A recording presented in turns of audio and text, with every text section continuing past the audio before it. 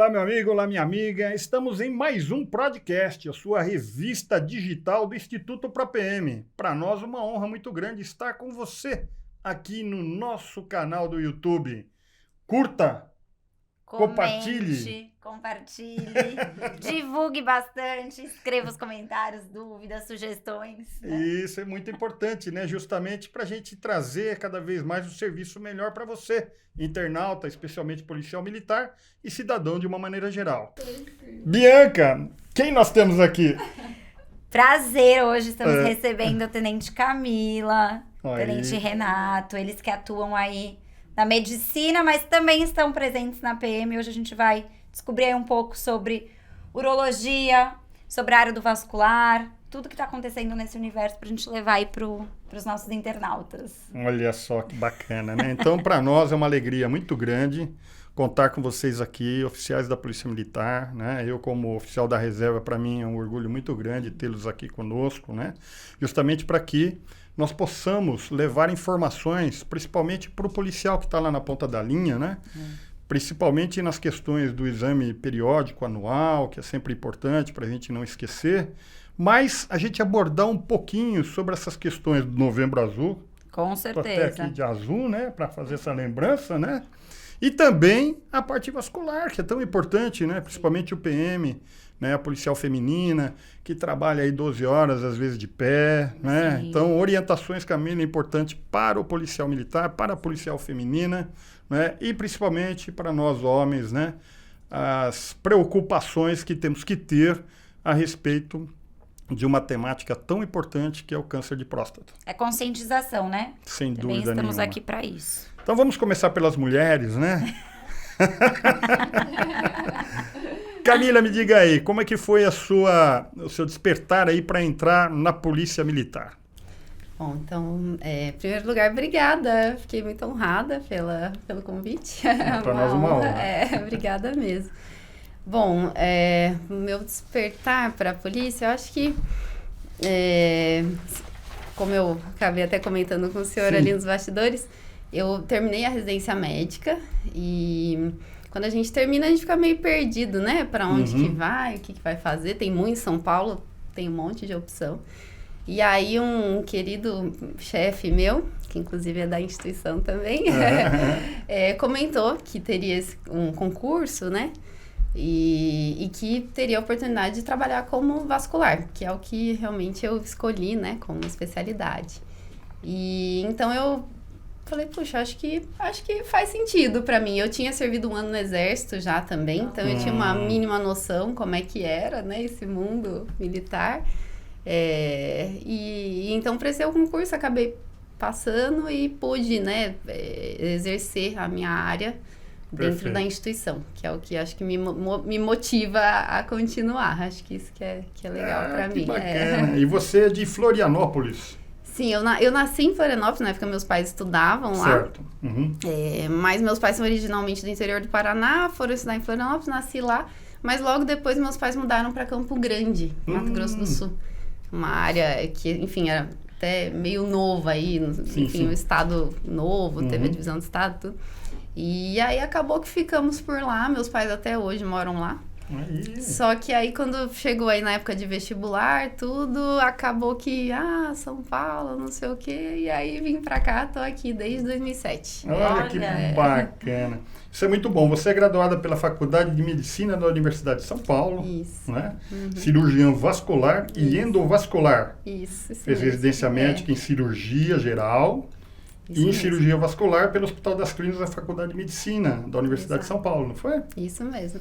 Estágio observacional na divisão de cirurgia vascular e endovascular de Mayo Clinic, Exato. em Rochester, Isso. Minnesota, Exato. United States. É. Aí você vai apresentar o nosso amigo. Claro, vamos lá. Nossa, uma honra realmente pra gente ter vocês aqui. Renato Fidelis Ivanovic. Sérvio. Sério? Origem sérvia. Estamos chique demais, né? Sérvio.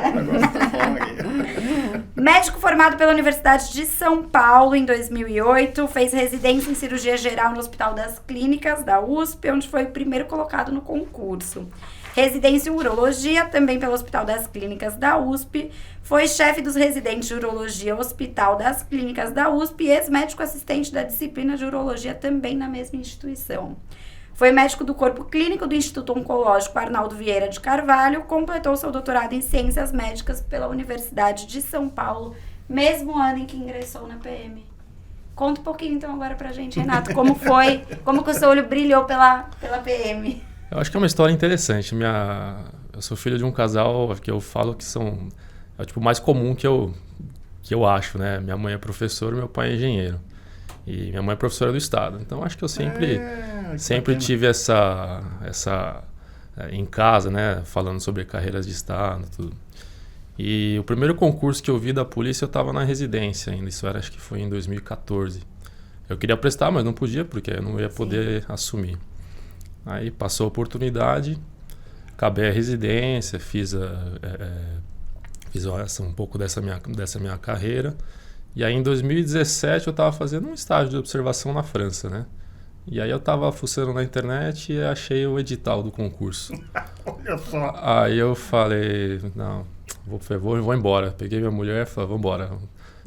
Era para ficar 3 meses, fiquei 1 mês e voltei. Poxa, que legal. Aí já cheguei, me inscrevi e comecei a estudar para o concurso. E aí acabei entrando, né? Mas eu sempre tive essa vontade de estar num lugar onde eu podia fazer vamos falar, o atendimento integral, né? Sim. Eu poder ser o médico do paciente, ter o meu caso, conduzir da forma que eu queria, operar, ver o pré-operatório, o pós-operatório. E isso é uma coisa que a gente consegue ter bem na polícia, né? A gente tem um tipo de paciente que eles são pacientes esclarecidos, vamos dizer assim. Sim. Então a gente tem que ter um cuidado maior para conduzir o caso deles, né? E eu estou bem feliz, né? Eu acho uma instituição fantástica. Acho que as pessoas que estão lá também são nota 10. Eu acho que a proatividade do soldado ao coronel, né, em ajudar a equipe médica, acho que é fantástica. Não, sim, eu acho que a estrutura de saúde ela está dimensionada, obviamente que são vários desafios, né, que nós precisamos superar, né? O Instituto ProPM nasceu realmente até de uma necessidade que a gente sempre fala aqui, um pouquinho de história, mais de 23 anos de história, né? Começou lá em 97 e a gente sempre é em parceria, principalmente com o hospital, mas não só com o Hospital da Polícia Militar, o Centro Odontológico, o Centro de Reabilitação, né, as próprias UIs, o atendimento psicológico, né? Então, somando os esforços que a gente conduz, né? Com certeza. Sim. Mas estão tranquilos lá, estão gostando bem do desafio, né? Sim.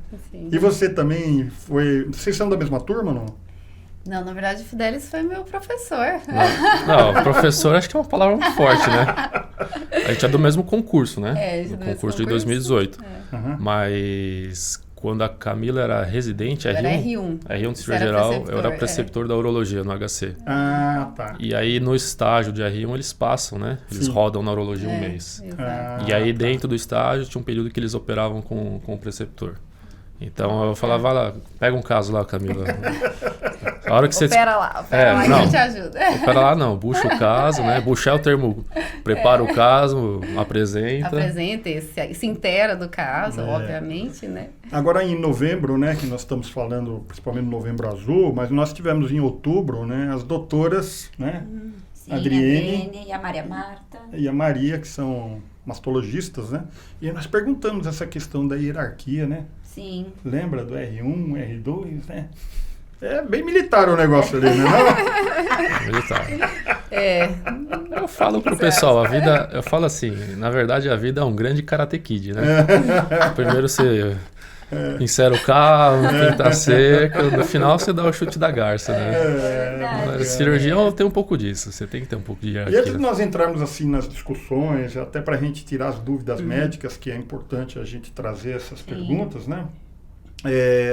Como é que foi a vivência na PM, né? A gente passa num estágio, né? O médico quando entra como segundo tenente, né? Aí, principalmente para você cidadão que está nos vendo e gostaria de integrar, né, a carreira da Polícia Militar aqui no estado de São Paulo. Como é que é essa vivência inicial aí?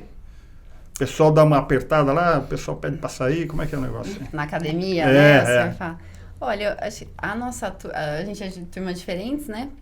A minha turma foi muito legal. Acho que muitos colegas, né, falavam, isso era muito frequente. Nossa, é a época, uma das épocas mais legais da minha vida, assim, né? Porque eu acho que talvez, sei lá, os médicos já são, pela formação, já são meio acostumados Na academia tem diferença? Quem já tem alguma formação, quem já é médico, de quem tá entrando na academia para entrar na PM? Isso, Separa?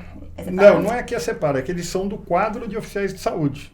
Ah, tá. Né? Então eles já fizeram a faculdade. Como é que é isso? Mas aí a turma é junto com quem tá com quem não tem. Faz concomitantemente com a turma que está lá. Mas são salas separadas. São salas separadas, são aulas próprias para o nosso quadro, né? Isso, Então, acho que eram umas 30 pessoas, mais ou menos, né? É um pouquinho menor, né?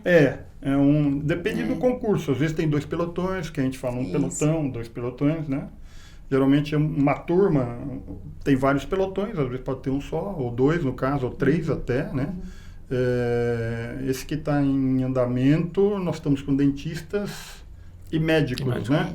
Vamos formar agora em novembro. Sim, né? Acho que já. Então acho que são os 3 pelotões aí, porque tem a turma, tem os dentistas, tem os médicos também, né, que estão fazendo lá o que a gente fala, o estágio de adaptação profissional. Ninguém escapa, né, da academia. Não. E faz lá no Barro Branco mesmo. No Barro Branco. E entra lá na rotina, né? O dia inteiro, integral, né? O nosso foi diferente, né? O nosso foi meio período. Foi né? até. Foi meio período. Entrava no comecinho da tarde, assim, mas não ia até o fim da tarde, não. Maravilha. Que gostoso, né? Então é para entender a organização, não é isso? Isso. Sim, para você aprender algumas coisas, né? Que é prestar continência, não bater continência. Exatamente. A etiqueta, né? Usar militar, a mão direita, não a mão esquerda. Exatamente. Sabe que teve uma ocorrência que eu acabei prendendo um cidadão em flagrante, porque estava fardado e me emprestou uma continência com a mão esquerda. Eu tenho em mente, cara. O cara tava com a farda lá dando uma de polícia mesmo. Por que não pode? Não, porque a continência é com a mão direita. Se você chega aí um cara... E se você se Olha, dando spoiler. Dando spoiler pra turma aí. Se eu me atrapalhei ali na hora e pá, com a esquerda. Por isso que a gente faz academia, né? Pra não fazer isso. Não, é claro que num bate-papo informal, e mesmo porque agora a continência é o cumprimento do militar. Então, fardado ou não, a gente cumprimenta, a gente já tem até por hábito, né? Como é que você tá aí? Tudo bem e tal, né? Mas quem não é militar, às vezes presta continência com a mão esquerda mesmo e a gente... e manda ver, né? Já estão por dentro agora, ó. Mas teve essa ocorrência, esse flagrante aí na minha carreira. Mas eu gostei da academia. Tenente de pra caramba, não teve? E coronel também. Mas aqui ou eu aqui? Ô, Renato, e como que você se interessou pela urologia? Como que foi pra você escolher essa área? Foi engraçado, porque eu fiz cirurgia geral, né? E aí, da primeira vez que eu prestei, era final da residência, e os primeiros 2 anos de cirurgia geral, a Camila sabe, são bem puxados, né? E aí estava meio esgotado, acabei não me dedicando muito para a prova. Aí no primeiro eu não passei, aí chegou o segundo ano, estudei e acabei passando. Mas nesse intervalo eu fiquei pensando, o que eu vou fazer? Eu não tinha uma grande certeza. Mas aí eu pensei exatamente nessa ideia de ter uma abordagem mais integral, né? Então a urologia é uma especialidade que te permite uma ampla gama de atuação. Você pode só fazer clínica, no sentido de só atender o paciente, como você pode fazer todos os tipos de procedimentos, dos mais simples, desde vasectomia, fimose, até transplante renal, vamos dizer, né? E você consegue atender praticamente todos os tipos de paciente. Crianças, adultos, mulheres, senhores, então é uma especialidade bem ampla. É porque a gente, quando fala de urologia, né, pensa que é só vinculado ao aparelho reprodutor masculino, mas não é. É muito mais que isso, né? Rim, bexiga, próstata. Então, a gente só não vai cuidar do aparelho reprodutor feminino, né? Mas o aparelho reprodutor masculino e o trato geniturinário acaba ficando a cargo do urologista. Não que você não tenha uma interseccionalidade com outras especialidades. Então, às vezes, prócto, gineco, né? Tem algumas patologias que são parecidas, similares, ou os médicos eles têm conhecimentos de umas das outras, mas via de regra, aparelho gênito urinário masculino e trato urinário, tanto do homem quanto da mulher e crianças, acabam ficando com o urologista. Urologista mesmo, né? Aí você vê. E você, como é que foi a escolha da... A escolha, né, da vascular. Na verdade, acho que até antes, assim, quando entrei na faculdade, eu gostava muito de clínica. Uhum. E eu fui muito envolvida, que a gente chama nas ligas acadêmicas, então fiz várias ligas. Fui da Liga de Geriatria, que foi uma liga que eu fiquei 4 anos, eu era sênior da liga já. Eu fiz isso aí também. E é bacana, E aí, né? é bacana, é muito legal. E aí, quando eu cheguei no 5º ano, que a gente tem o internato, que chama, que é o 5º e o 6º Eu ano. conheço bem como é que é isso. Que é quando a gente vai pra prática ali. E aí eu me deparei com o paciente cirúrgico. E foi até no estágio que eu fiz lá, o estágio de coloprocto, que era um dos estágios mais pesados, assim, que a gente tinha. E o paciente cirúrgico, eu acho que ele é diferente, assim, ele... É muito forte isso de você ir lá e intervir de uma maneira tão invasiva numa pessoa, né? Como numa cirurgia. E é um vínculo, né? Que a gente fala, a relação médico-paciente, eu achei, assim, muito especial. Não, com todo respeito aos colegas clínicos, né? Maravilhosos, que fazem toda a diferença. Mas eu achei mais profundo, assim. Eu falei, puxa, eu acho que eu quero isso. E aí eu escolhi a cirurgia, que foi o primeiro passo. E aí, depois, na residência, eu fiquei bem perdida na residência de cirurgia, na R1, R2. Também não fazia ideia. É difícil escolher, né? É difícil. E eu gostava de tudo, assim. Só que aí, quando eu pensei na vascular, eu falei, puxa, é uma especialidade... Acho que isso atrai um pouco a gente, né? Assim, é uma especialidade muito ampla. Sim. E muito que requer, assim, muita delicadeza. Porque você tem desde procedimentos... assim, simples, né? Tal do vasinho, né? Que no final fala isso aí. Que no final a gente... É o vasinho. É o vasinho, Vai dar né? nada, Quando não. você vai ver, tem mais coisa por trás. Então, assim, parece ser simples, mas assim, mas desde procedimentos que, assim, dá pra você ter uma certa rotina também, né? Compatível com uma vida um pouco mais tranquila, até procedimentos, assim, extremamente complexos, como aneurismas, que é um mundo à parte, assim, né? E, enfim, acesso para hemodiálise, aí, vixe, tem um monte de coisa. Enxerto, fica 4 horas fazendo enxerto, chega no final, vixe, não deu certo, tem que refazer. E aí você vai lá fazer uma anastomose, né? Que é uma costura, você usa lá um negócio que é um fio de cabelo, né? Super fininho. Então eu acho muito legal, assim, né? E dá pra fazer também a parte de diagnóstico, exames, Doppler, enfim. Então acho que me atraiu essa diversidade. Né? Quando a gente conversa aqui com a turma. Não, porque assim, eu até falo, né? Nessa questão da vascular, nós vamos entrar aqui pra gente falar também... Né? Sobre os cuidados da prevenção do câncer de próstata especificamente, mas assim, principalmente os idosos, porque aqui nós temos audiência não só interna, mas todos estão nos vendo, né? E principalmente, assim, para os idosos, né? Por exemplo, o papai está com 86 anos, está com a perninha um pouco inchada, né? Inclusive, recentemente ele foi lá na vascular, né? Inclusive, para os pais dos nossos profissionais, né? As mães, né, que também acabam se acometendo de alguma complicação, né? Pé inchado, assim, vamos assim dizer, né? Perna inchada, quais são os cuidados que a gente tem que ter? Olha, ou é uma pergunta muito ampla? Né? É uma pergunta ampla, porque tratar, né? Acho que vem desde o diagnóstico, assim, por que tem essa perna inchada, né? Eu costumo explicar para os pacientes, vou fazer aqui, tem uma lista de coisas que podem dar perna inchada, e assim, eu já fiz diagnóstico, às vezes numa coisa que nem é da minha área, mas que a pessoa veio pra mim por causa da perna inchada e no final era um outro problema cardíaco, problema renal, problema hepático, enfim, tem várias coisas. Mas a perna inchada em si, a gente vê que, principalmente idoso, né, como o senhor colocou, assim, vira é um sofrimento ali pra pessoa, às vezes forma uma feridinha, às vezes fica, né, aquele aspecto meio ruim, né. Então, assim, cuidados com a pele, cuidados para também identificar a causa, reverter isso, né? Mesmo se exercitar, essa coisa, principalmente idoso, assim, às vezes o inchaço às vezes é gravitacional. O paciente fica o dia inteiro sentado com a perna para baixo, não bombeia o sangue, não ativa a circulação. Então, tem várias coisas, então, né? Uma diquinha de ouro é sempre se manter ativo. Ativo, né? Não ficar aquela coisa parado, sentado, em pé, não se entregar, né? Acho que tá ativo. Porque o pessoal, às vezes, né? Principalmente a gente quando vai para reserva, né? E eu fiz um curso especial na Polícia Militar, que é o PROCEM, que eu indico a todos os policiais que estão me vendo a fazerem no encerramento da carreira, que é o Programa de Sensibilização de Encerramento da Carreira Profissional, né? Olha que legal. Demais. Que é fantástico, fantástico mesmo, porque a gente tem que se preparar para uma nova etapa Da vida, né? da vida. Com certeza. Né? Um Porque ciclo, né? a nossa parcela de contribuição, né, junto aí ao cidadão como oficial da ativa, se encerra, mas nós temos aí uma vida toda pela frente, Sim. que eu acho que isso é importante, fantástico, né? E que a gente tem que dar a nossa parcela de contribuição também. Uhum.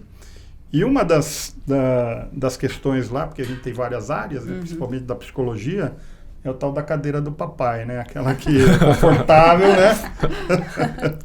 Não se entregar para a cadeira, né? Exato, é isso mesmo. Então temos que fazer exercício, É. uma caminhadinha sempre, né? Então, papais, mamães, né? Que estão aí já, né? Com seus mais de 70 anos, mesmo assim tem... Né? Pilates. Exatamente, Precisa tantas ser, coisas né? para Não precisa fazer. ser uma Sim. coisa muito... Não, Né? Mas um exercíciozinho, uma caminhadinha. tem um estudo já. na Escola de Educação Física que a gente fala que pelo menos meia hora de caminhada, intercalado de 10 em 10 minutos, faz uma diferença tremenda. Né? Tremendo. Sim, com certeza. Não é verdade? É isso mesmo. E me diga uma coisa aqui, perguntando agora para você, me fala um pouquinho das preocupações que a gente tem que ter na prevenção do câncer de próstata. O que é a próstata? O pessoal confunde. É um tabu muito grande, né? Principalmente aí para os homens, né? A partir de que idade que a gente tem que se preocupar com a prevenção? A primeira coisa que a gente tem que deixar claro é o conceito de prevenção, né? Ele está atrelado à ideia de rastreamento. E o rastreamento, ele, em medicina, sugere que você faça o diagnóstico de qualquer doença antes dela causar sintomas e no momento que o tratamento ele seja mais eficaz, né? Então, acaba sendo uma prevenção. Então, você não precisa esperar o paciente ter sintoma para ir buscar o diagnóstico do câncer de próstata. Acho que essa é a primeira mensagem. Então, não é porque eu não estou sentindo nada que eu não preciso já começar a me preocupar com um problema. Obviamente, o câncer de próstata ele não vai acometer pessoas jovens, né? Ele é uma doença que a incidência ela aumenta conforme o envelhecimento ocorre. Então, pacientes mais idosos, eles têm maior chance de ter algum foco de câncer de próstata dentro da glândula. Então, a recomendação é que a partir dos 45 anos, o paciente ele passe no urologista ou passe num clínico geral e faça os dois exames. Um dos exames, que é o toque retal, acaba sendo mais pro urologista, porque você tem que ter um treinamento, vamos dizer assim, para você conseguir identificar algumas alterações da próstata. Mas os dois exames recomendados é o PSA, que é o exame do sangue, e o toque retal, né? Se qualquer um dos dois estiver alterado, aí tem indício de você solicitar um exame complementar para buscar o diagnóstico, né? Na maioria das vezes acaba sendo a biópsia. Mas em termos gerais, a partir dos 45 anos. Quem tem história na família, mais de 1 ou 2 familiares acometidos De qualquer tipo de câncer, ou não? de próstata. De próstata, De próstata. especificamente. De próstata, né? Então, quem tem na família familiares com câncer de próstata numa idade jovem, então, por exemplo, um pai que teve o câncer lá com uns 50, 55 anos, esses pacientes têm que começar a fazer o rastreamento um pouco antes, né? Ou mais de um familiar acometido. Mas, via de regra, a partir dos 40, 45 anos já é o indicado. E assim, me fala qual que é a função, né, da próstata, né? Sim, pra gente entender, né? Para entender, para o leigo entender, né? Bom, primeiro a próstata ela é um órgão interno, ele fica na pelve, né? Então tem muita gente que acha que a próstata está perto da bolsa escrotal, né? Na verdade não, ela está lá dentro, ela está próximo à bexiga e ao reto. Tanto que a proximidade com o reto é importante porque é o que a gente utiliza para fazer o exame físico. A próstata é uma glândula, né? Então uma glândula produz secreções. E uma das funções da próstata é produzir a enzima que é o PSA, é uma enzima. A função do PSA é fazer com que o sêmen, né, ele passe daquele estágio mais pegajoso para o estágio mais líquido, mais viscoso. E essa viscosidade faz com que o espermatozoide ele consiga nadar melhor até chegar no útero. Então é uma função reprodutiva, né? Basicamente é essa a função da próstata. Entendi. Até em função disso, pela idade, talvez que acabe tendo, assim, alguns tipos de complicação, ou não? Como assim? Em função da idade, né? Porque a gente tem um período reprodutivo, né? Sim. Obviamente, né? Sim. Então, até em função disso daí, que depois dos 55 anos, talvez que... Assim, você tem um aumento, conforme a gente envelhece, tem um aumento a próstata ela vai crescendo, né? Tal da hiperplasia. Isso. São as principais doenças que acometem a próstata, é o crescimento benigno, né? Hiperplasia prostática benigna, alguns quadros infecciosos e o câncer de próstata. Então, são doenças que mais comumente acontecem quando a gente vai envelhecendo. Tirando algumas infecções, que você pode ter infecção da próstata, as prostatites, né? Podem estar relacionadas à parte de atividade sexual. Nesse caso, pessoas mais jovens podem ser acometidas por essa infecção. Mas a grande maioria dos pacientes acaba tendo sintomas com mais idade, né? Mais velhos. Algum tipo de cirurgia, como por exemplo vasectomia, interfere em alguma coisa ou não? Uma perguntinha assim para a turma. Até porque nós fizemos aí no Instituto ProPM, nós fizemos mutirão de vasectomia, né? Foi muito procurado, se esgotou aí em 2 dias, né? Planejamento familiar, né? Pretendemos fazer outros para frente. Mas tem alguma consequência ou não tem nada a ver uma coisa com a outra? A vasectomia não aumenta o risco de câncer de próstata, né? Então não tem nenhuma relação. Nenhuma relação. E quem é diagnosticado com a hiperplasia benigna pode ter câncer de próstata futuramente? Pode. Pode também. Pode. A pessoa pode ter os dois? Pode. Pode também, olha só. Pode. Tá vendo?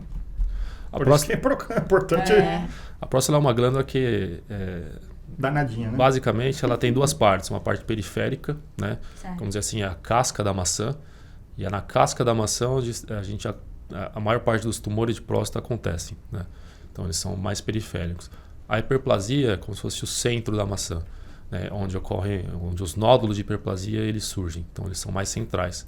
Então nada impede que o paciente tenha um nódulo de hiperplasia, os nódulos de hiperplasia numa próstata grande e perifericamente apareça algum foco de neoplasia. Então não necessariamente o paciente fez uma cirurgia para hiperplasia benigna, geralmente a raspagem que todo mundo fala. A gente não retira a próstata inteira, então ele ainda assim tem um risco de desenvolver o câncer de próstata. Então o rastreamento ele continua o mesmo, tem que continuar fazendo. Diga. E aí a condução é só cirurgia para um câncer de próstata? Ou Não. faz quimioterapia, essas coisas? Não, o conceito mudou nos últimos anos, né?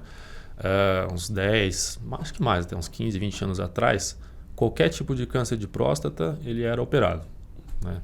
Só que a retirada da próstata tem algumas consequências. Você mexe na parte sexual do paciente, né? Então alguns pacientes podem ficar impotentes, você mexe na parte de continência.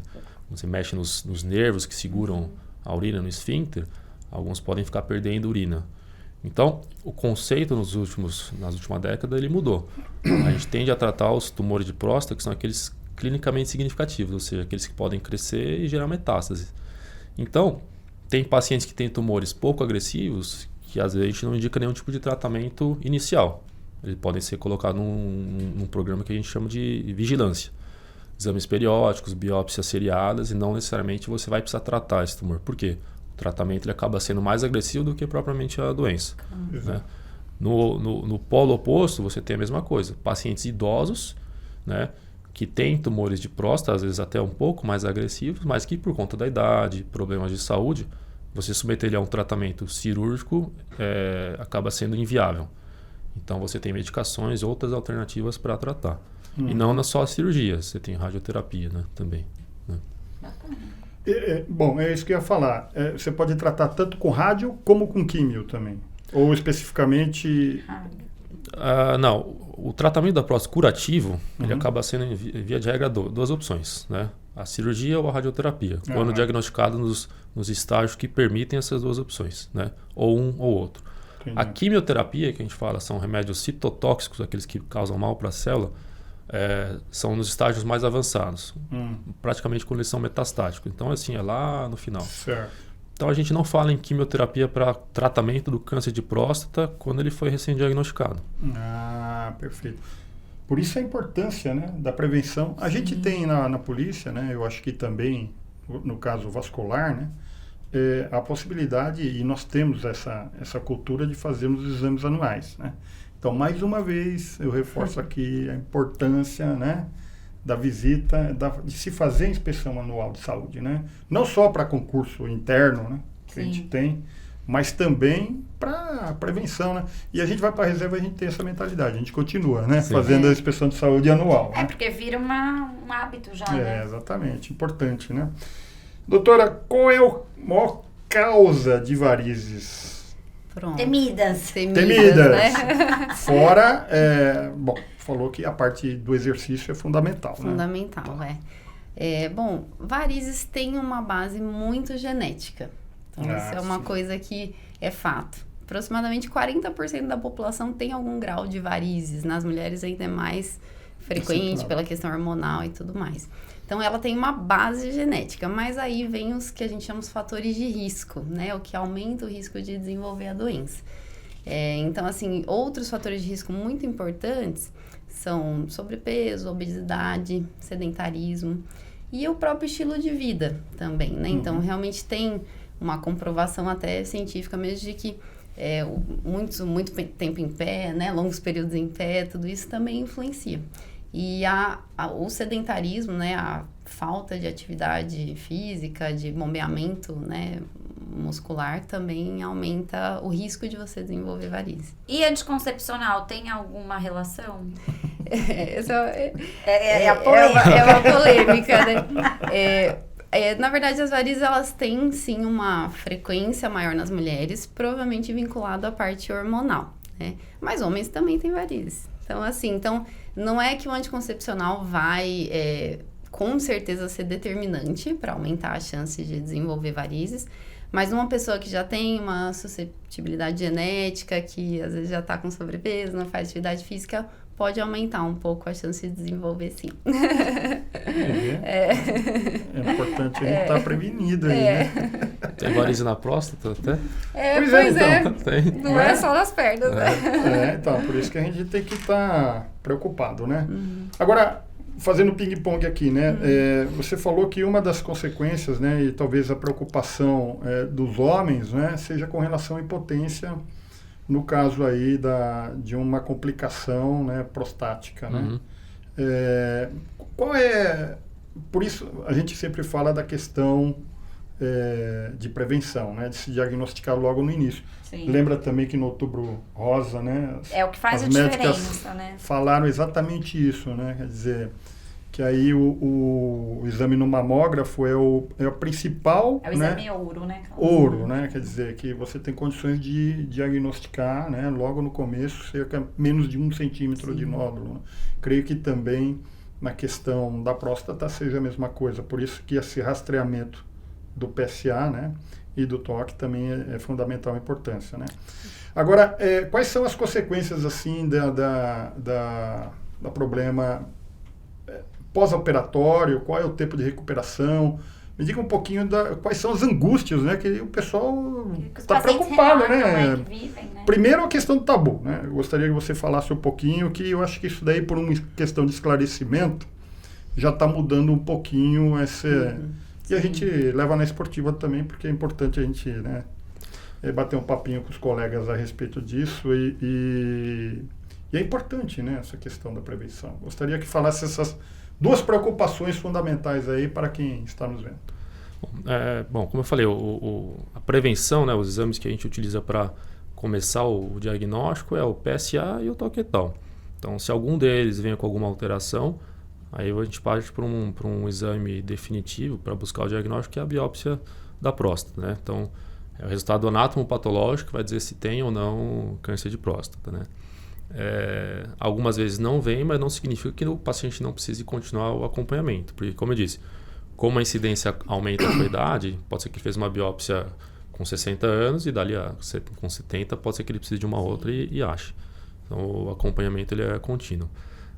O tabu existe, né? Mas acho que ao longo do tempo os homens eles têm mudado a sua visão. É um exame simples, né? Essa é uma das ideias do rastreamento. Você fazer o diagnóstico, né? Começar a rotina de diagnóstico com exames que são um pouco invasivos. Então o PSA é um exame de sangue e o toquetal ele entra na parte do exame físico, né? Bom, os pacientes eles têm medo do tratamento do câncer de próstata basicamente por uma questão cultural também, né? De saúde sexual masculina. Então, quando a gente retira a próstata, a gente tem os nervos que dão que chegam no pênis que vão servir para ereção. E às vezes no momento da cirurgia a gente não consegue preservar esses nervos. A chance de você preservar esses nervos também está intimamente relacionada ao período que você fez o diagnóstico. Então, quanto mais precoce você fez, maior a chance você tem de preservar essa inervação. E aí, consequentemente, a recuperação desculpa, da função sexual do paciente é melhor. E a outra coisa também é importante. Quanto mais precoce você faz o diagnóstico, mais jovem, vamos dizer assim, o estado geral dele é melhor. Então, a chance dele se recuperar é melhor. Então, é analogia. Uma criança, quando se machuca, se recupera muito melhor do que quando você é mais velho. Então, na próstata, a mesma coisa. Você faz uma cirurgia, um paciente mais jovem, num estágio mais precoce, a chance dele preservar a função sexual dele é maior, né? E a continência, que é o vazamento de urina, esse tem números melhores do que a própria impotência. Então, a grande maioria dos pacientes vão ficar continentes, vão conseguir segurar a urina quando diagnosticado e feita a cirurgia num momento mais rápido. Mais rápido. É. E, assim, quais são os sinais, claro, prevenção importante, rastreamento, tal, aquela coisa toda, mas supondo aí que o cidadão se negligenciou um pouquinho, passou do tempo e tal, quais são os sinais exteriores que possam indicar, né, algum sinal de que você precisa procurar um médico? O câncer de próstata é difícil ele dar sintomas, né? A não ser em estágios muito avançados. Ainda mais por isso que é importante tão o rastreamento. importante, né? Silencioso, né? Ele é silencioso. Então, se ele for dar sintoma, o que acontece? O câncer ele pode crescer na cavidade pélvica, então ele pode dar dor, né? Sim. Ele pode dar metástase, geralmente para os ossos, então às vezes o paciente pode ter fraturas ou dor óssea, pode ter sangramento na urina e em alguns casos até insuficiência renal, porque o câncer ele vai obstruir a via de saída da urina na bexiga. Mas isso são complicações que acontecem em câncer muito avançado, né? Então, é difícil você pegar paciente nessa situação quando ele faz o exame rápido, né? Agora, a hiperplasia também, ela que é o aumento gradual da glândula, ela também dá sinais, né? Sim. Principalmente a dificuldade de urinar, né? A mudança do seu comportamento, do jato da urina. Então, quem está nos vendo, né, e tem esses sinais, né, qual que é a orientação, o que pode indicar ou não, qual que é o seu alerta sobre isso?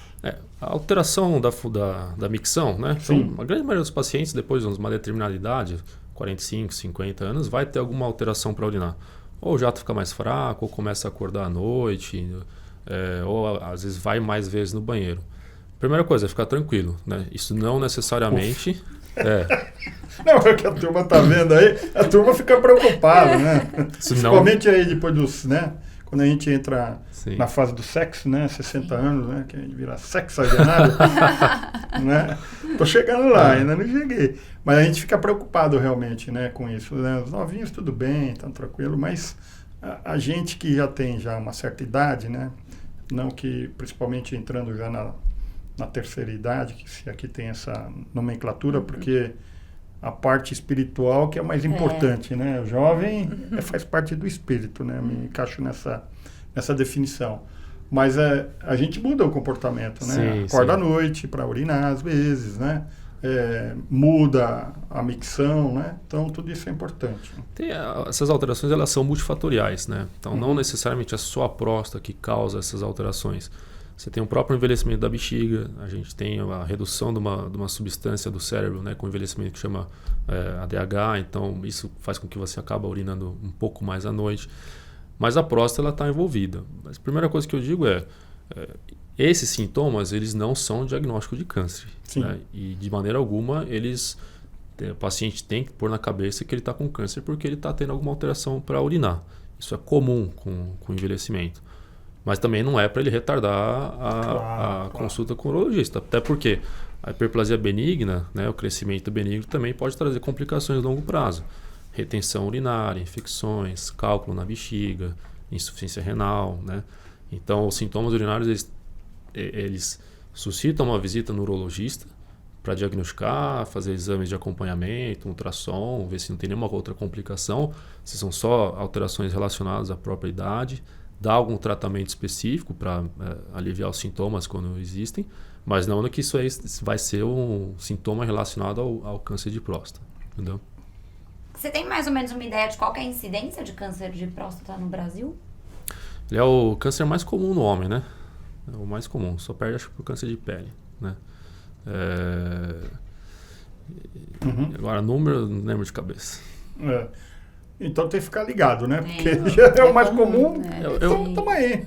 Essa questão de números, eu parei de prestar muita atenção, porque eu tinha um professor na faculdade que falava o seguinte: você pode falar o mármore, você pode falar a incidência que for. Se for com você, é 100%. É verdade. Né? Então, assim, eu tenho outra coisa que eu costumo pôr na cabeça. A medicina, ela não é difícil. É só você fazer o arroz com feijão. Então, não inventar a moda. Então, tem algum problema? Procura auxílio, vai no médico, faz a rotina de investigação. Você ficar muito nessa mas a chance é pequena. A chance é pequena, mas não significa que você não vai diagnosticar. Eu acho que aqui o melhor ensinamento realmente é, primeiro, né, a gente estar atento após os 45 anos. Isso. Né? 45, né? Como as mulheres, da mesma forma, né? Mesma faixa. Ou antes, se for ou antes de se tiver antecedentes familiares. familiar. Antecedentes familiares. Maravilha. E como prevenir as varizes, hein? Bom, a prevenção tem muito a ver com a gente fala estilo de vida, né? Que é até uma coisa que eu sempre, um termo que a gente usa muito na medicina, que é a gente até abrevia às vezes, MEV, mudança de estilo de vida, né?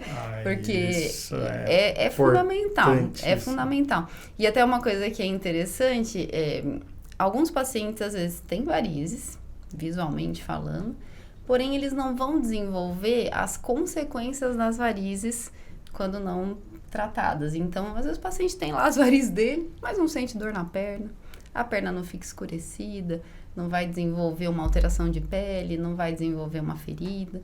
É interessante isso. Aí você vai ver como é que é esse paciente. É um paciente magro, um paciente que faz atividade física, é um paciente ativo, né? É um paciente que se alimenta bem, que não fuma. Então, tem tudo isso envolvido. Então, a prevenção, acho que é isso aí. É ter esse estilo de vida saudável, né? Que é o que todo mundo sabe. O difícil é pôr na prática. Na teoria, né?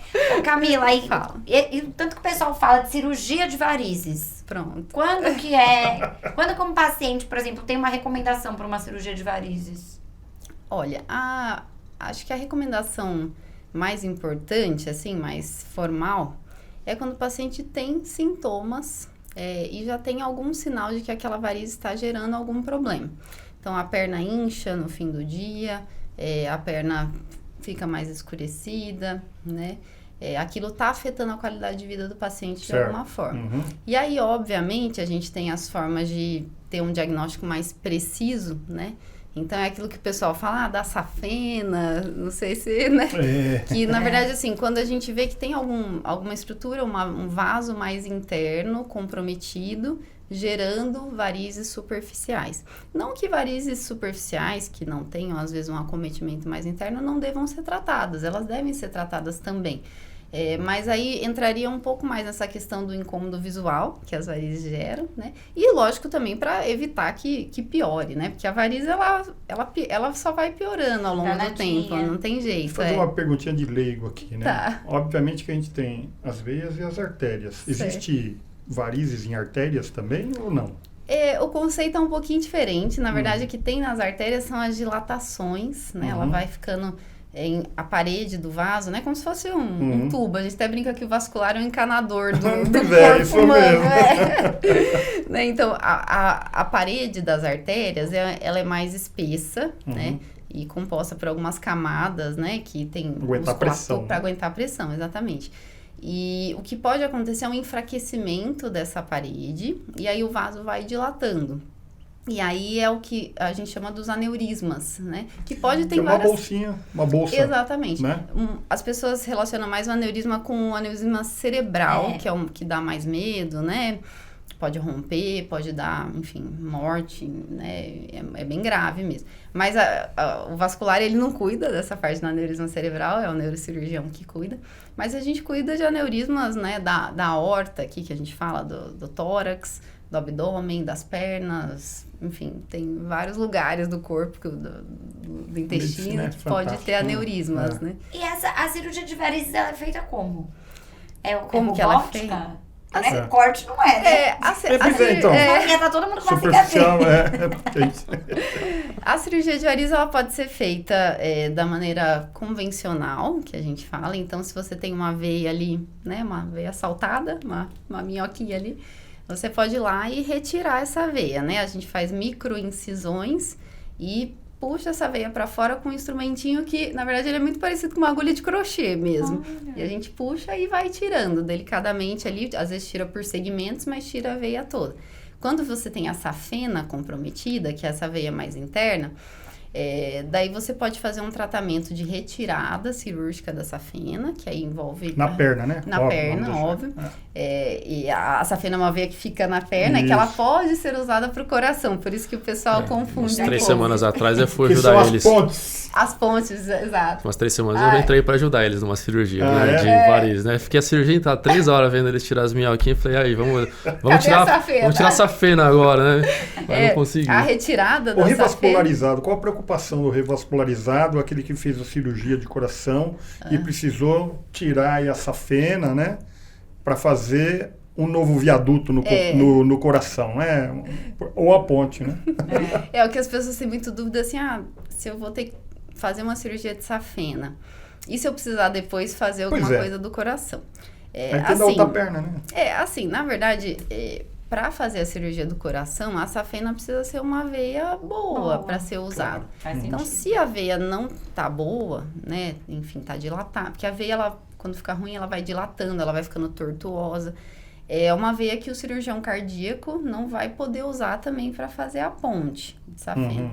E outra coisa que eu falo para os pacientes, assim, também algumas coisas na vida a gente tem que decidir, né? Se tá gerando sintoma, tá incomodando, aí não faz muito sentido, não vou operar porque vai que um dia, né? Pode ser que nunca chegue, Então, né? assim, se tiver indicação, se tiver realmente, como eu falei, incomodando, gerando sintomas, a safena tá comprometida, a gente faz exames para saber isso, daí a gente tem que tratar essa safena, seja com a retirada, seja com alguma outra... Hoje em dia já tem técnicas mais modernas em que você não precisa retirar a safena. Você pode, como se fosse entupir ela por dentro. Então, ela não está fazendo a função dela, ela está gerando sintomas, está gerando um refluxo, que a gente chama. E aí, você precisa interromper o fluxo sanguíneo naquela veia. Isso pode ser feito ou com a retirada dela, ou então com uma cauterização dela por dentro. Isso seria uma Desvia possibilidade. o trânsito. E o sangue vai começar a passar por outros caminhos que são veias saudáveis. Então, na verdade, você vai aliviar a perna, porque a perna tá ali com aquela veia ali só incomodando, né? Só fazendo um desserviço, aí você tira ela da jogada e as outras veias fazem a função dela. Mais uma perguntinha para você, assim, quando você é diagnosticado, assim, principalmente em função da idade, eu tô falando isso porque o papai também tá passando por isso, né? E a gente sempre... Mas ele tá extremamente saudável. Legal. Nós fizemos uma viagem recente. Tá ótimo. Beijo, Que pai. bom. Fica com Deus. Um dos exames, né? Quais são os exames nessa fase da idade, né? Que o exame diagnóstico comum, além, obviamente, do Doppler ou do ultrassom, né? Sim. Temos mais alguns outros exames e alguns outros procedimentos para diagnosticar algum problema? Na parte de prevenção, né, Isso, vascular. O que tem bem estabelecido é você realizar um ultrassom Doppler do abdômen para pacientes acima de 65 anos que têm histórico de tabagismo. Isso aí é para detectar o aneurisma de aorta abdominal. O estilo de vida aí, ó. Porque o aneurisma, ele é uma doença também muito silenciosa, né? E se esse vaso que vai dilatando ali, é como se fosse uma bexiga, né? Se ele um dia vier a romper, a taxa de mortalidade é maior que 70%. Isso é catástrofe. Que é o que a gente chama de aneurisma roto. Então, como é uma doença muito grave e que você tem uma fase relativamente grande, porque ele vai dilatando aos poucos. Então, é o conceito do screening, né? Do rastreamento.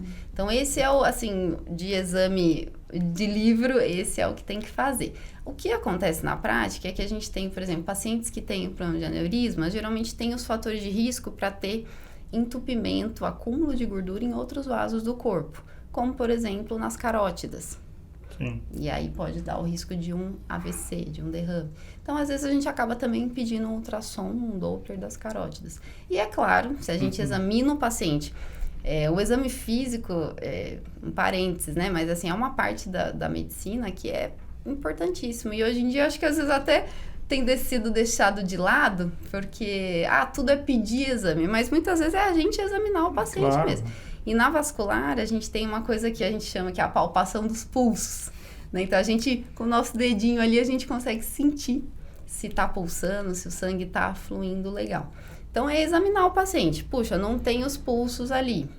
Então, vamos entender. Será que é um entupimento? Será que é um aneurisma? O que pode estar acontecendo? Né? E aí, você pode pedir um ultrassom, por exemplo, tanto das artérias, que é para ver essa parte dos entupimentos, né? O problema de gordura nos vasos, quanto das veias. Você examina um paciente, vê aquele monte de varizes, né? Uma perna inchada, claro que é importante. Ou, às vezes, uma perna, o paciente chega... Pode até acontecer, às vezes o paciente está 2 semanas ali com aquela perna inchada, quando você vai ver uma trombose. Então, tem isso tudo também, né? Trombose, e aí o ultrassom... Umas perguntinhas aqui a respeito de trombose. Não tem por que não fazer. Tem que fazer Simples. exame, Simples, não dói nada, rápido, fácil. Medicina é fácil, é só não inventar. Ô Fidelis, uma outra coisinha.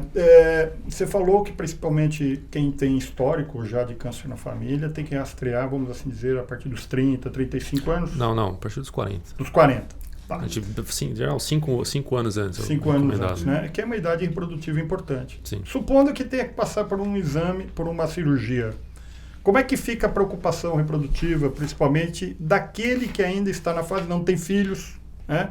É uma preocupação. Uma preocupação grande, né? Então, por exemplo, a mamãe teve meu irmão com 42 anos, né? Temporãozinho, raspinha de tacho. Eu sempre falo isso, né? Que é o Rodrigo. Mais uma vez, um beijo para você. Mas os homens, principalmente nessa vida hoje, né? Que o pessoal está postergando um pouquinho a paternidade, a maternidade, né? E se depara com uma situação dessa. Ele pode engravidar, não pode engravidar? Como é que fica? Quais as preocupações? O homem ele não deixa de ser fértil, vamos dizer assim, Sim. né? Ele continua com o testículo continua produzindo, né, o espermatozoide. Só que ele não vai conseguir ejacular, né? Porque quando a gente faz a cirurgia, a gente remove não só a próstata, mas a gente remove as vesículas seminais, que são 2 saculações, 2 bolsas, né, que acumulam o sêmen. Então 70% do volume que a gente ejacula é o que está acumulado na vesícula seminal, que está atrás da próstata. Por que a gente retira? Porque às vezes o câncer ele invade a vesícula por contiguidade. Então, você retira em bloco. E nessa retirada, você acaba seccionando o deferente ali perto da próstata também. O deferente é por onde passa o espermatozoide, do testículo até a vesícula. Então, quando a gente faz a cirurgia, as vesículas seminais vão embora, a gente corta o deferente, então você não tem mais essa comunicação. Então, o espermatozoide não vai mais ejacular. Não tem mais ejaculação. Então, nesse sentido, o paciente é infértil porque ele não vai conseguir promover uma gestação da maneira natural. Mecânica, né? Mecanicamente. Mas ele não é infértil porque hoje em dia a gente tem mecanismos para você retirar o espermatozoide direto do testículo. Isso eu estou falando de um paciente que não se programou, né? Sim. Então, teve o câncer de próstata, casou, teve uma outra companheira, ele ainda pode ter filho. Vai precisar de reprodução assistida. Geralmente uma inseminação artificial, uma fertilização in vitro, né? Que você tem que retirar o espermatozoide direto do testículo. Se ele vai ter, se ele tem o câncer, ele ainda está programando, ele sempre tem a opção de congelar o sêmen, né? Ele pode congelar o sêmen e guardar para uma gestação futura. Certo, né? antes da cirurgia. Exatamente. Eu acho que a gente está falando do câncer de próstata, né? Essa conscientização do Novembro Azul, mas também é importante a gente ressaltar que não existe só câncer de próstata no homem, né? Tem testículo, outros cânceres Até aí de pênis, né? Tem. trato masculino, né? Então é importante ficar alerta em tudo, né? Esses são diferentes porque eles costumam dar outros tipos de sintomas. Então, o câncer de bexiga ele está muito relacionado ao tabagismo, o principal sintoma. Estilo de vida. Estilo de vida. E a gente sabe que a nossa população às vezes tem um estilo de vida que tem que melhorar, né? Então, às vezes o consumo de álcool, cigarro, né? O trabalho, o estresse, a alimentação. Para os jovens aí agora, né? Tem o tal de cigarro eletrônico, né? Opinião de vocês, eu tenho a minha, vou guardar aqui. Mas... É uma coisa meio nova, né? Estudos estão saindo, mas assim, Não, é complicado, porque ele tem a parte da dependência química mantida, né? Tem uma taxa até maior de nicotina. A parte de toxicidade direta pulmonar, com certeza tem e muito. Teve até alguns casos aí, enfim, meio que uma intoxicação, metal pesado. Bem jovens, sim. Eu não consigo ver muito benefício nele, não. O pessoal sente um prazer nesse tipo de atividade, né? Falar que uma das melhores sensações que eu tive na minha vida foi quando eu corri minha primeira São Silvestre. Que bacana, né? Que eu terminei, cheguei em casa, deitei no chão, é aquela sensação que você vai se mexer, você sente dor, mas é aquele misto de prazer, de relaxamento, assim, satisfação de ter completado. Então moda, né? Você está me dando aqui um insight muito legal, né? Não importa se é uma corrida ou uma caminhada, né? O importante é o desafio de você mesmo, né? Sim. Então, a idade, né? Até, às vezes, sempre está associado uma corrida com uma caminhada, né? Então, é importante lá, principalmente, né? A gente nessa idade, caminhar também, né? Então, ir lá percorrer os 5 quilômetros, né? Muita perda de massa muscular, né? Sim. Então, é importante preservar isso, né? Por isso que o pessoal já adianta, começa a se cuidar cedo. Né? Todo mundo quer fugir da musculação. Tem algumas. Não tem jeito.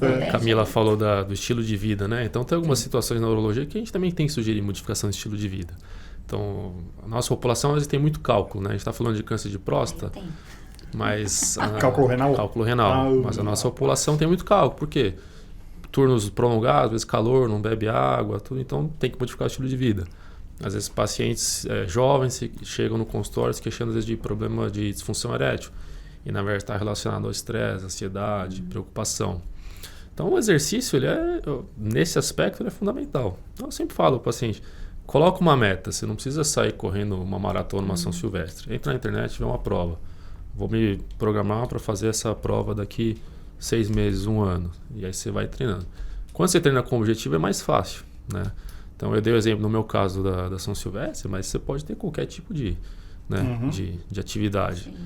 E acha alguma coisa que goste, né? Não acha que precisa fazer atividade física. A primeira coisa que o paciente vai é se matricular numa academia. Mas, às vezes ele não gosta de ficar na esteira andando, né? Então faz um tour, né, pela academia. Fica na esteira, depois luta alguma coisa, faz pedal, faz escalada. E aos poucos você vai sentindo aquilo que você gosta mais, né? A atividade física previne uma série de doenças, né? Varizes. Sim. Né? Agora sim, um pouquinho para nossa carreira policial militar e para o policial, né, e para a policial feminina, né? A gente entra na polícia, principalmente os novinhos, né? Vibrando e tal, e entra naquela rotina, né? Tá no patrulhamento, sentado, tal, sai. Às vezes vai na padaria, né? Começa já, obviamente que a gente tem que se alimentar. Sim. Mas uma das grandes preocupações, e às vezes para o policial novo, né, que tem essa conscientização, hoje o jovem já tem essa conscientização, mas ainda assim, né, nós temos, o policial começa lá naquela rotina, daqui a pouco está no término início, que a gente fala, né? Sabe o que é término início? Já está terminando para começar outra coisa. Exatamente, é isso aí. O término início é a ocorrência do Copom, quando a gente liga no 90 lá, né? O cara está com o relatório de serviço motorizado lá. Aí terminou uma ocorrência, já tem outra. Principalmente fim de semana, né? Não consegue nem dar um... Então o Mike que está, né? A Fox que está lá no policiamento lá, correria, porque é uma demanda atrás da outra. Sim. Então é aquela preocupação, né? Que é característica da nossa atividade. E a gente faz, porque policial é um sacerdócio, antes de mais nada, né? Então, vocês estão aqui, vocês estão vibrando e a gente tem esse orgulho, né? De vestir a farda cinza bandeirante e no policiamento a gente tem isso. Então, a pergunta né? A questão da alimentação, né? Você está falando que estilo de vida é importante, mas para o policial, né? Para o cidadão de uma maneira geral também, né? Às vezes na rua, né? O policial é mais... O cara vai lá, eu não vou falar da coxinha, porque... mas o cara fica ali, né? Sai do término início, aí tem um tempinho para fazer uns 15 minutos, às vezes meia hora de alimentação. Passei por isso 20 anos da minha carreira. E às vezes não se alimenta direito, né? Isso daí vai dar problema, né? Tanto urológico como vascular, né? Então, com a orientação, gostaria da opinião de vocês dois, né? Um pouquinho de cada um. Para o policial, para a policial feminina, sobre essas preocupações da alimentação, né? Assim, acho que a alimentação, ela é fundamental. Atividade física é muito importante, não tenho dúvida, mas assim, mesmo pacientes que às vezes fazem atividade física regular, né? Tem muitos policiais que gostam de ir na academia, ficar fortão e tal, mas se alimentar mal, também não fica bom. Eu vejo isso, eu também atuo em UIS, né? E a gente vê nos exames da inspeção, a taxa de exames alterados é altíssima, né? Principalmente colesterol, às vezes até pacientes já pré-diabéticos, super jovens já pré-diabéticos. Então, isso é fruto da alimentação. O tal do café com açúcar todo dia, né? Então, pelo amor de Deus, eu já tirei o açúcar do café há muito tempo. Então, assim, acho que o básico que a gente sabe hoje, né, que não é bom, é a farinha branca, né, e o açúcar refinado. Então, se puder diminuir isso, já ajuda muito. Aí, ó. Pãozinho com manteiga na chapa. Claro que é difícil, né? A rotina do policial, né, na rua, nossa, são heróis, né? De conseguir sobreviver. E não é fácil. A gente também, quantos plantões que nós já demos, às vezes o que tem ali é a pizza para comer, você vai comer, não tem jeito. Aliás, as nossas homenagens para todos os médicos que trabalharam no período da pandemia. A gente agradece, que a gente também trabalhou, né? Trabalhou bastante. Né? Porque são heróis realmente, né? E volta sempre a falar, né, Bianca? Que nós ganhamos mais uma estrela sim. no nosso logomarca, né? Justamente por causa da pandemia, né? Do trabalho heróico que todos os profissionais de saúde desenvolveram, não só na Polícia Militar, mas de uma maneira geral, né? Então, na verdade, assim, lógico que é difícil, a gente sabe, o ideal seria levar lá uma marmita fitness, né, própria, eu sei que não é fácil isso, mas pelo menos assim, poder selecionar um pouquinho, né, ou seja, em vez de tomar o refrigerante, toma água. Melhor coisa, né? Toma água, né, já previne o cálculo renal, né. Aliás, importante, o policial não bebe água. Exato. Porque não tem como ficar andando ali com a garrafinha de inteira, então, né? mas tem que ter essa preocupação. Mas tem que, né, e tem que beber água. Né? Às vezes, ao invés de pegar o salgado frito ali, né, pega o assado, né? Então, assim, se vai temperar alguma coisa, põe menos sal, não põe tanto sal. Então, assim, são coisas... Me puxou a orelha agora. Se tiver uma verdura ali, pega a verdura, né? Porque às vezes o policial... Escolhas, né? Dá pra você ir modulando a... Porque faz toda a diferença mesmo. Às vezes a gente acha que é mais rápido você comer um salgado e tomar um refrigerante, mas se você quiser, você consegue, às vezes, comer um prato de comida, às vezes no mesmo tempo que você vai comer um salgado, né? Então, tem a questão da parte cultural. É mais rápido comer um fast food, vou lá com um misto, com um pedaço de pizza. E às vezes não necessariamente. Você comer um prato feito, vamos dizer assim, mais saudável e às vezes vai levar o mesmo tempo. As doenças metabólicas estão associadas a uma série de problemas, né? Vasculares e também urológicos, né? Então, até no câncer de próstata você tem obesidade, diabetes, eles podem estar relacionados ao crescimento da próstata, né? A famosa síndrome metabólica. E em relação ao cálculo renal, 60% dos cálculos são por falta de líquido, né? Falta de ingestão de líquido associada a alimentos com excesso de sódio, refrigerante, salgadinho, embutidos. Então, costumo falar, quer ter uma alimentação saudável, é só evitar as coisas que são industrializadas. Então, tudo que você compra na feira, no supermercado, não vem embalado, é praticamente liberado tomar. Tudo que você compra e está lá ensacado, em pacotinho, é bom evitar. Enlatado? Também. Não que não é, né? A gente tem que, assim... Um equilíbrio. Um equilíbrio, né? Quer dizer, um fim de semana, tudo bem. Não vamos exagerar, né? Compensar o final de semana na semana. Agora, o que não pode ser uma rotina. Exatamente. E o que a gente vê com os policiais, principalmente os operacionais, é que eles entram nessa rotina e não saem desse círculo vicioso, né? De se alimentar mal. Né? Então, quem nunca comeu uma pizza no capô da viatura que é policial? Lógico, né? Eu? Várias vezes, né? Mas não é todo dia que a gente tem que comer a pizza no capô da viatura. A gente comia no plantão, né? Exatamente. Uma vez ou outra, faz tudo bem. Parte, porque não pode ser sempre. Ser rotina. Não, e sem contar que, assim, essa questão da alimentação, você vai inflamando o seu organismo. Por exemplo, você tem uma infecção urinária. Vai tratar pra você ver o tempo que você não demora. Pois é. Exatamente. Porque o organismo tá inflamado, só comeu porcaria o tempo inteiro. Então, é até um processo mais lento, né, pro organismo se recuperar. Sim, e nessa questão da urologia também, o cálculo renal é uma das piores dores, né? Nossa. Eu já tive já. Recomenda beber água. Bebam água, Ó, né? coronel, eu vou falar uma coisa. Os mais sensíveis à dor que eu vi lá, os caras do choque, viu? O pessoal fala que se Aí, ó. compara até com dor de parto, né? Então, as mulheres podem dizer aí pra gente. O cálculo, né? Dizem que é bem ruim mesmo. Eu não tive. Não, mas é- Meu Não esposo queira, já teve, viu? coitado, Uma dor ficou forte. jogado no E chão não lá. tem jeito, é água mesmo. Pra evitar, prevenir, sim, né? Você tem que aumentar a ingestão de líquido. 60% que eu disse são falta de ingestão de líquido. Um cálculo de 1 centímetro, ele já teve 2 milímetros, 3 milímetros. Ele vai aumentando com o tempo. Aumentando. Dificilmente você tem alterações relacionadas a fatores genéticos que vão causar cálculo renal. A gente tem uma pedreira, né? Você tem cálculo, por exemplo, de ácido úrico. O ácido úrico é uma coisa que você adquire na dieta, uma alimentação, excesso de carne, por exemplo, né? Excesso de bebida. Eu tô tomando lá o meu Ziloric da vida. Olha. Pois é. Ô, Camila. Tomada. Pressão alta, né? Não tem jeito, porque isso daí é uma consequência até da sim. profissão, né? O veterano acaba tendo também. Então a gente tem que manter assistido e controlado, né? Sim. Então a gente sempre faz exames preventivos aí, mas fazer o quê? É o que você falou, né? Vai pegando já esse hábito É, da época. Todo ano, né? A gente Tem que fazer fazer. inspeção, né? É. Para checar como é que tá.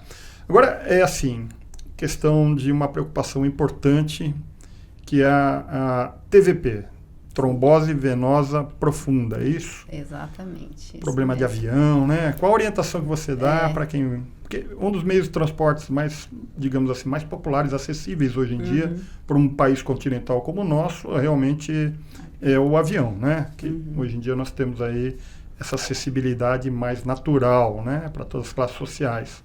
E dependendo da distância, né? Sempre tem que ter uma meia de compressão, é a meia importante ou ajuda não? bastante. É. E esse negócio de andar no corredor de vez em quando aí É também? bom, é bom. Mas me fala um pouquinho da TVP. Da TVP. Né? A TVP é a trombose venosa profunda, né? O grande problema da TVP é a embolia pulmonar, então é algo... A embolia pulmonar mata, né? Então esse trombo que está nas pernas... Na Trombo é maior- uma bolinha de sangue É coagulada. um coágulo, exatamente, é um coágulo. Ele pode desprender e ir para o pulmão, né? Se é uma coisa pequena, Passa. passa, mas realmente pode acontecer Pequeno é uma milímetro, trombose né? milímetro, uma trombose maciça que sobrecarrega o coração e pode até levar ao óbito, né?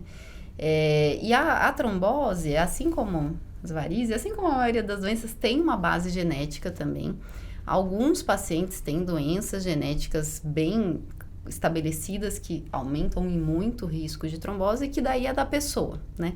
Mas o que a gente sabe é o seguinte, muitas pessoas têm uma base genética leve, que pode, inclusive, passar desapercebida a vida toda. E aí entram os fatores de risco para trombose. Então, geralmente, trombose acontece sempre por alguns fatores, não um só. Sim. Então, um deles é a imobilidade, né? Então, o sangue fica ali meio paradão em contato com a parede do vaso. Pode ser por causa de uma viagem longa, pode ser por estilo de vida, ficar muito tempo parado. A gente teve na Cadeira do pandemia, papai, né? na pandemia, teve muitos pacientes que assim, puxa, eu tive uma trombose. E a única coisa que você identifica e que mudou, às vezes é porque a pessoa começou a ficar mais tempo sentada. Enfim, a questão, por exemplo, um paciente faz uma cirurgia grande, fica de cama há muito tempo, né? Uma internação hospitalar, o paciente fica ali paradão. Então, geralmente a trombose ela está relacionada com uma causa genética de base, mais esses fatores de risco. Então, a viagem de avião entra nesse sentido, né? O paciente ficar ali 8, 10, 12, sei lá, Sim. 20 horas, né? Sentado sem se movimentar, aumenta bastante mesmo. E aí a meia elástica é uma forma de prevenir, sim, com certeza. É recomendável. Recomendável. E a trombose, ela comete pessoas jovens também, né? Sim, Não tem- exato. É Não isso tem que eu ia idade, falar. né? Sabe por quê? Por exemplo, a gente tem muita atividade física na polícia, né? Óbvio, Sim. importante. E tem muito futebol também, né? Uhum. E eu tive tenho um sobrinho que ele tomou uma pancada na panturrilha. Então, a gente fala, corrija se eu estiver errado, que a panturrilha é o nosso segundo coração. Sim, exato. Tem Mas, muitas né? veias ali. E aí desenvolveu um trombo. Ele teve É. que ficar hospitalizado, uma observação, uma semana lá. Nossa. Lá na Cruz Azul. É. E teve que tomar lá né? Anticoagulante. O anticoagulante, etc. e tal, né? Então, fala um pouquinho da panturrilha, né? E as preocupações que a gente tem que ter de pancadas, eventualmente, né? De treinar a panturrilha. De treinar a panturrilha. Saiu até uma matéria no Estadão semana passada, falando sobre isso. Que a panturrilha é o nosso segundo coração, a importância de treinar a panturrilha. A panturrilha é muito legal isso, porque é uma questão até de anatomia do corpo humano. É o seguinte, na perna, né? Então, quando eu falo perna, é do joelho para baixo. Sim. Tá? A gente tem algumas camadas. Então, a gente tem a pele, tem o subcutâneo, que é a camada de gordura. E aí, abaixo do subcutâneo, a gente tem um negócio que a gente chama de fáscia muscular. É aquela carapaça ali, que até, né, quando a gente come carne, a gente vê que às vezes tem um revestimento branquinho. Né? E aí, dentro dessa fáscia vão ter os músculos, tá? E aí, dentro dos músculos, obviamente, tem vasos, né? Veias, artérias, vasos linfáticos, ossos, né? Aí tem todo o arcabouço ali, mas essa fáscia, ela é espessa e reveste isso tudo, tá? Quando a gente movimenta a panturrilha, né? A gente faz o movimento, né, de acelerar o carro. A máquina de costura da vovó. Exato. O que acontece? O músculo, quando você contrai ele, o músculo, ele tende a expandir de volume. Sim. Só que como essa face, ela é bem espessa, ela não expande. Então, o aumento do volume, né, da panturrilha, ela pode mudar o formato, mas em volume ela não expande. E aí, o que está dentro dessa face é especialmente as veias. As veias, ela tem uma parede mais molinha. Então, essas veias, elas são esmagadas. Então, o sangue que está ali dentro é como se ele fosse ejetado. É como se a gente pegasse uma embalagem de ketchup, assim, apertasse, aquilo vai ser ejetado. Então, esse sangue, ele vai circular, não vai ficar ali parado. Entendi. Então, é fundamental, né, essa questão tanto do fortalecimento muscular, e isso é uma coisa importante, principalmente para os idosos. Acho que você comentou, a perda de massa muscular, ela é real. Um paciente idoso, se ele ficar deitado 1 hora, ele já perdeu um percentual de massa muscular. É muito mais rápido esse processo de perda de massa muscular. Então, tem que fazer fortalecimento muscular à medida que ocorre o envelhecimento. Tem que fazer caminhada, tem que fazer qualquer outro aeróbico, mas tem que fazer também o fortalecimento muscular. Então, se você tem uma panturrilha com uma musculatura boa, quando você faz esse movimento ali de acelerar o carro, bombeia, o sangue flui, né? E aí você diminui o risco de trombose, por exemplo. Entendi. Porque o risco de trombose, ele está relacionado, sim, com esse sangue meio paradão ali em contato com o vaso. E o trauma, que foi isso que o senhor comentou, né? Geralmente, assim, para um paciente jovem ter uma trombose pós um trauma, tem com certeza alguma base genética. Se ele ficou com uma imobilidade, às vezes teve uma distensão muscular, às vezes teve uma ruptura de um ligamento, teve que ficar ali com a perna paradona. Então, vai ter o fator de risco também da imobilidade. Mas pode ter também um negócio que a gente chama de lesão endotelial. Então, o que é isso? A parede do vaso, ela é revestida de substâncias antitrombose. Porque senão o sangue ia passar e coagular, né? Sim. Então, tem todo esse revestimento ali molecular, microscópico, né? Se você tem um trauma, pode ter uma lesão endotelial também. E aí pode favorecer a trombose. Então, realmente a gente vê isso. Os pacientes às vezes contam, puxa, tive um trauma e aí tive a trombose, né? Tem a ver, claro que tem todos esses outros fatores que influenciam, mas tem a ver mesmo. Pode ter tido essa lesão endotelial e aí acabou gerando a trombose. Viu como é importante? Uma aula, né? E me diga assim, Fidelis, a relação entre os problemas vasculares com a urologia.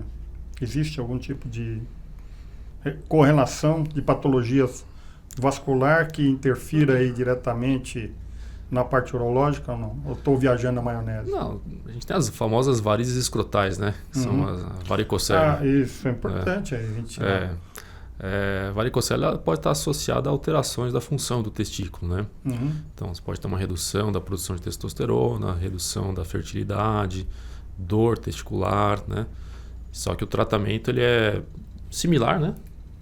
Da cirurgia vascular. A gente tem que ir lá e fazer a secção dos vasos, né? Ou seja, Na hora que você secciona, você retira a cadeia de pressão, você alivia a pressão no testículo e ele tende a funcionar de uma maneira mais equilibrada, né?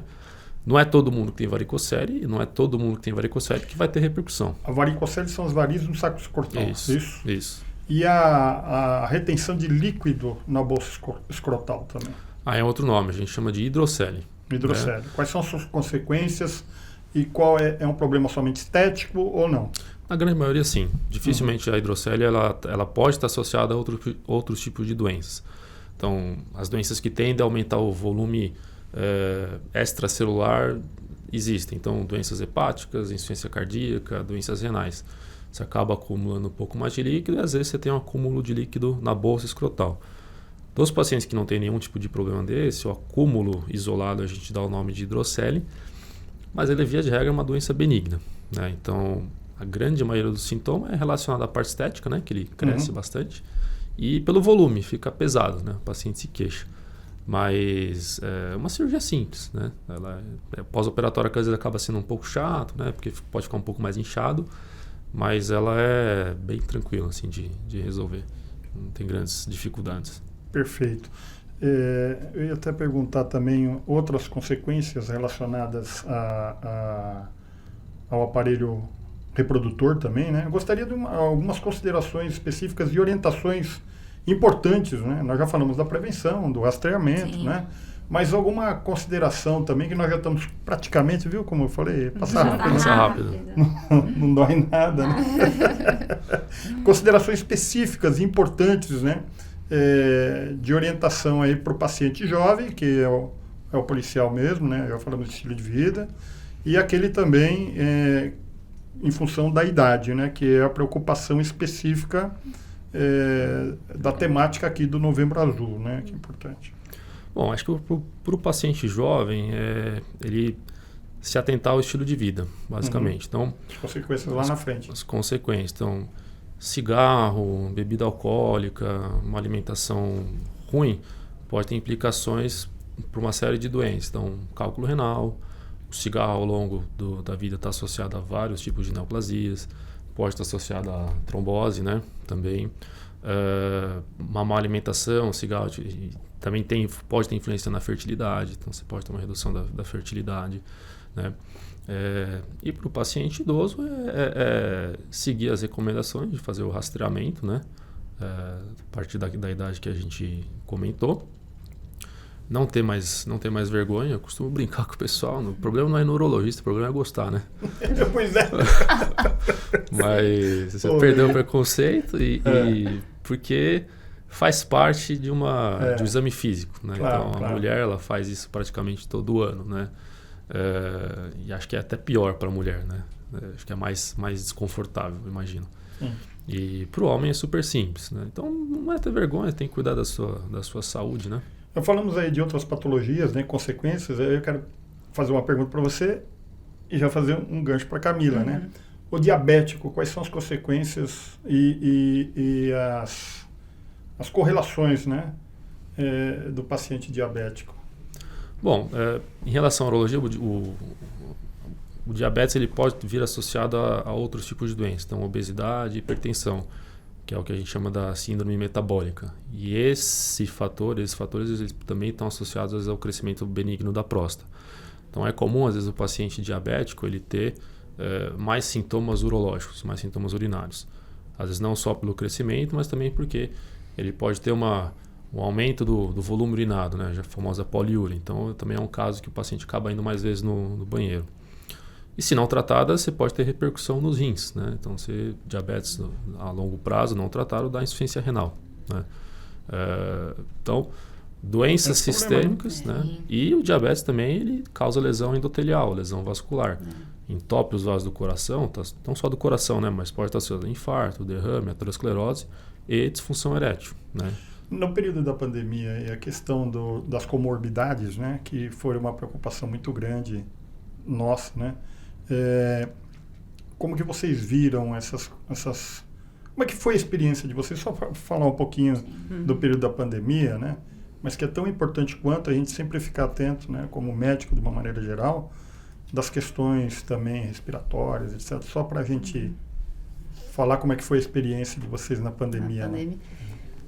Bom, particularmente eu atuei, né? A gente lá no hospital, mesmo tendo as especialidades, a gente atuou na linha de frente, tanto no pronto-socorro, auxiliando na UTI, acho que a gente fez de tudo, nas UIs, enfim. E eu também atuei fora, tratando pacientes assim, em estado crítico, que a gente fala, né? E o que a gente viu foi o seguinte, os pacientes com comorbidades, né, eles foram os primeiros a serem impactados, especialmente antes da vacinação. E a taxa de mortalidade era muito alta, assim, era muito triste, né, porque realmente as comorbidades pegavam mesmo, né. Tinha também muitos jovens, a maioria dos pacientes jovens que ficavam no estado mais crítico, ou tinham algum grau de sobrepeso ou obesidade, que tem a ver com esse... É como se o organismo tivesse um pouco inflamado mesmo. Parece que eles tinham uma resposta diferente, sabe? A infecção. Enfim, da parte vascular, muitas tromboses também. Tem toda essa polêmica da vacina, mas acho que eu não vou entrar nisso. Eu tive que tomar o tal do Xerelto, né? O senhor tomou? Eu tive que tomar, porque eu tive Covid, né? E aí é o exame Humerudê, né? Dimerudê. Dimerudê. Tava lá nas alturas.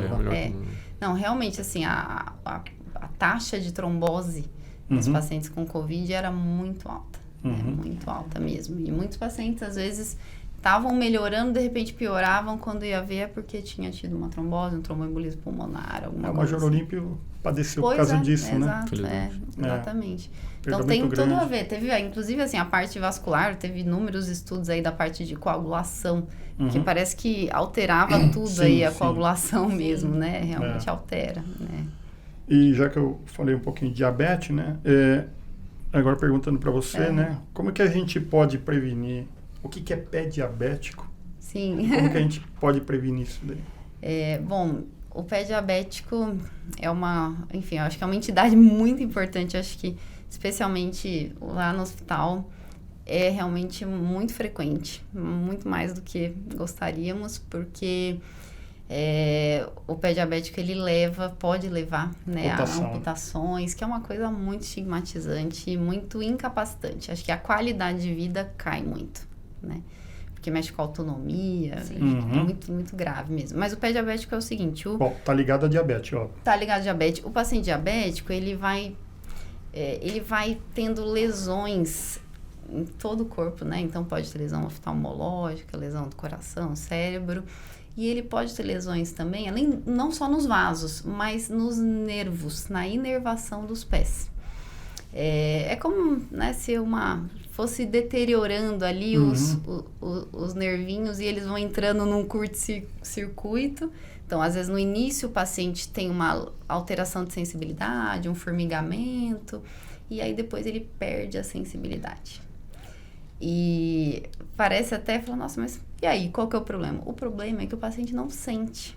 Então, ele pode pisar num prego, não sentir, ou às vezes não precisa nem ser tão dramático. Às vezes ele começa a pisar e a pisada dele fica um pouco errada, vamos dizer assim.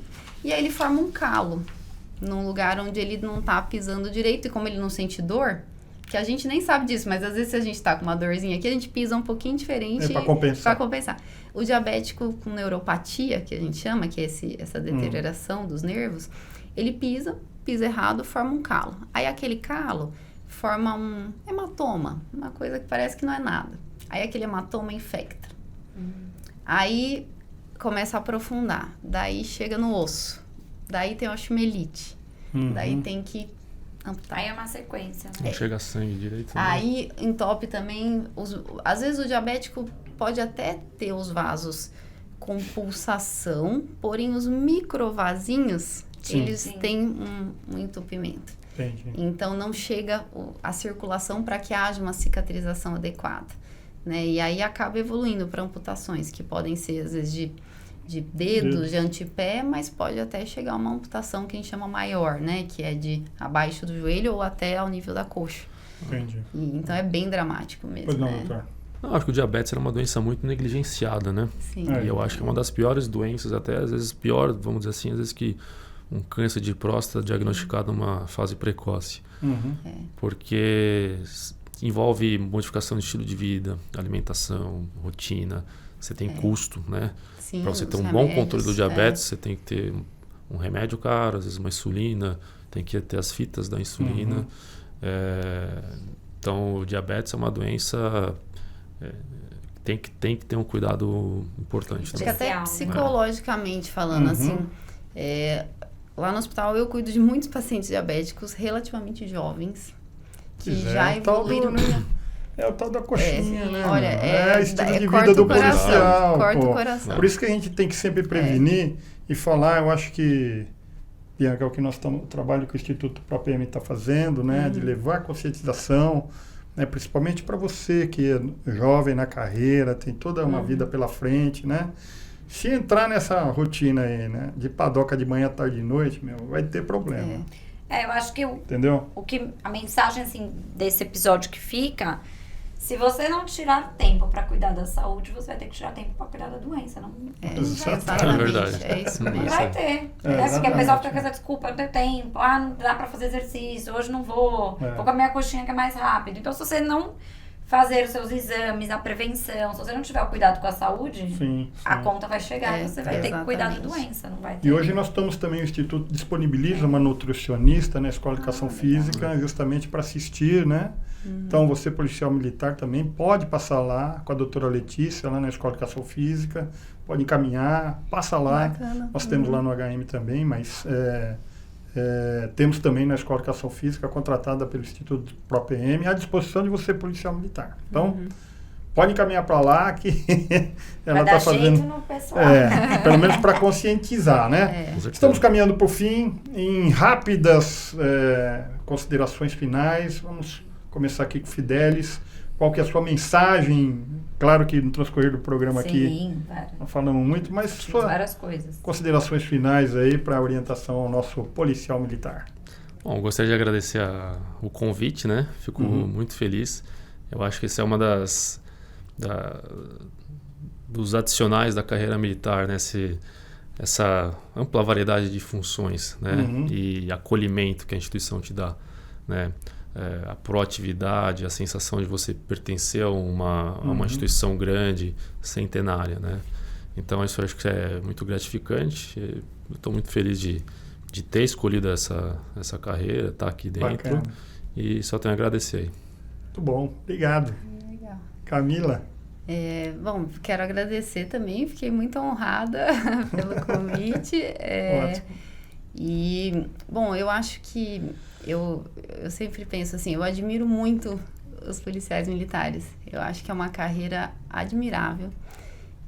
Todos, né? Desde o soldado que está ali no patrulhamento, os que estão no administrativo também, que são guerreiros também, É verdade, né? Os oficiais que também têm uma responsabilidade muito grande, né?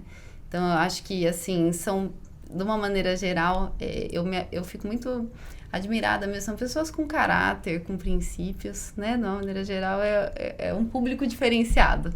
Eu sinto isso, assim. É muito bom atender esse público. Bacana, né? Tem muita história para contar, você senta para conversar, daí eu sempre gosto de ouvir as histórias. Gente, é muito legal. Nossa, As novidades, né? As novidades. é muito legal. São pessoas que têm muita história para contar. É. E o que mais, assim, que eu tento passar isso para eles, meus pacientes, é o seguinte. Quando se aposentarem, aproveitem com saúde. Então é isso. Não tá deixem porque a gente vê muito isso, quando se aposentam, começa a aparecer um monte de doenças. Pois é, que são por isso fruto tem que tratamento, tem que prevenir. Exatamente. Então, assim, essa carreira, vibrem bastante, mas também se cuidem para quando se aposentarem poder ter que é um privilégio, mas assim, é justo que eles possam aproveitar a aposentadoria. Claro, né? Olha, isso que você está falando é fundamental, né? Eu já estou há 7 anos na reserva. Passa muito rápido, né? Então, assim, é fruto também da nossa preocupação ao longo do tempo, sempre fazendo os exames anuais, né? Se prevenindo. A mensagem de vocês aqui é fundamental, né? Prevenção, estilo de vida, rastreamento. Isso. Poderíamos resumir nisso? Acho que sim. Acho que Sim. melhor impossível. Bianca? É o MEV. É o MEV. Aprendemos uma Mais nova sigla. Mais uma lembrança? Mais uma lembrança. Eu memorizei mesmo. Mais alguma perguntinha para eles aqui? Não, eu acho que é isso. Acho que foi um episódio muito engrandecedor pra gente reforçar essa importância da prevenção, que a gente já tinha feito isso no Outubro Rosa. Tirar esse tabu, né? Porque o médico é um pouco psicólogo, né? Exatamente. Então, trabalhar isso, conscientizar e levar essa questão mesmo da saúde pro policial mais jovem, pro policial que já tá chegando na hora da reserva, que é o que ela disse, pra aproveitar com saúde, que é o mais importante. O Instituto ProPM Sim, tá aí para isso. tá aqui pra isso, né? Solidariedade. É a força que nos move. Legal. E aquela mensagem que você vai passar para a turma para curtir? Curtam, comentem, compartilhem, deixem as suas sugestões, dicas, o que eles querem ver aqui na nossa revista digital que a gente Escreva aí, faça os leva seus pra comentários eles, né? e peço para vocês também compartilharem, Sim, né? sim, muito Levar essa importante novidade pra para gente. todos os médicos, para todos os enfermeiros. Falar com o Instituto ProPM está aí à disposição de todos nós. Obrigada. Tá bom? legal. Obrigado. Muito obrigado pela presença, Obrigada, foi uma honra você. muito grande. Prazer. Meu amigo, minha amiga, encerramos mais um episódio. Agora com Novembro Azul. Um grande abraço para vocês e até o próximo programa.